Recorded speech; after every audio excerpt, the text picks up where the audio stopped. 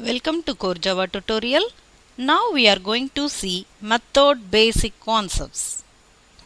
So what is a method? So before that, see these three statements. So by looking the statements itself, you should identify whether it is a variable, whether it is an array, whether it is a method, right? So see this first statement int a. So what it means? So a is an integer variable. So here we can store whole numbers, right? So see the second statement. So this square bracket indicates what? Yes, it is an array. So here we can store more than one values. So which is possible with the help of this array. So what about method? So see this third statement int a. So this empty parenthesis. So which indicates what? Yes, it is a method. So what is a method? So method is a subprogram or it may be a part of the program which performs a well-defined or a specific task. So there are two types of methods. One is built-in and another one is user-defined. So what is built-in method? So in Java, lot of packages, classes, interface, methods and variables are available. So see an example here. So integer.parseIntOf. So this parseInt is a built-in method. So see this system.out.println. So here what do you mean by println? So which is a built-in method. So similarly we can define our own user-defined methods.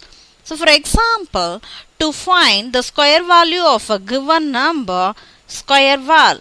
So to find the factorial of a number, we can create a fact method. So note it down, in case of Java, we are telling it as method, whereas which is equivalent to function concepts which are already available in C and C++. So in addition to these functions and methods, in some other programming languages, so it is also known as a procedure or it may be a subroutine. So all these three indicates the same thing: function, procedure, method and subroutine. So which is a part of program which performs a well-defined specific task. So see this method and procedure. So there are two things, methods and procedures. So both methods and procedures are same. So the difference is method always returns only one value, whereas procedure returns no value or more than one value. So see few examples. So Visual Basic, JavaScript, Pascal, PLSQL. So which supports both functions and procedures. Whereas in case of C, C++, VC++ and Java, which supports only functions. So how to define a method? So this is the way. So first is the return type of the method, followed by the method name. So note it down, in case of Java, the method name should start with small letter. If it is a two-letter word, middle caps. So some of the naming conventions you should follow, right? So return type. So what is return type here? It may be void or it may be any primitive data type like int, float, double, boolean. So similarly we can return a class also, right? So method name. So method name is any valid user defined name. You can give any name here. So what is this empty parenthesis? So this empty parenthesis can be an empty list or it may be a list of parameters or arguments. So in case of method, there are two things. One is argument and another one is parameter. So both are same. Okay. So there are two types of parameters, formal and actual. So how to define a method? Initially a return type followed by method name. This empty parenthesis must. So this empty parenthesis can be an empty or it may be a list of parameters or arguments, right? So see this. If suppose you are giving the definition, so that should be enclosed within this list of braces, right? So here return type is void or any primitive data type, or it may be even a class. So here for method name you can give any valid user defined name. So see an example, method definition are called function. So there are two functions in case of method. One is calling function, another one is called function. So this called function is nothing but the method definition. So see this example. So this method returns nothing, so which is indicated by the keyword void, so which is the return type. So what is add here? So this is method name. So for this add we are passing two arguments. So int x comma int y. So here x and y are called formal parameters or formal arguments. So here we are finding the total int z equal to x plus y. Then by using a system.out.println method, we are going to display the value of z like this. So this is the way of defining a method. So see an example program. So here class followed by class name, so which is arith. So inside the class we are defining a method add, so which returns nothing, which is indicated by the keyword void. So for this we are passing two arguments. So after finding the added value, we are printing the value with the help of system.out.println method.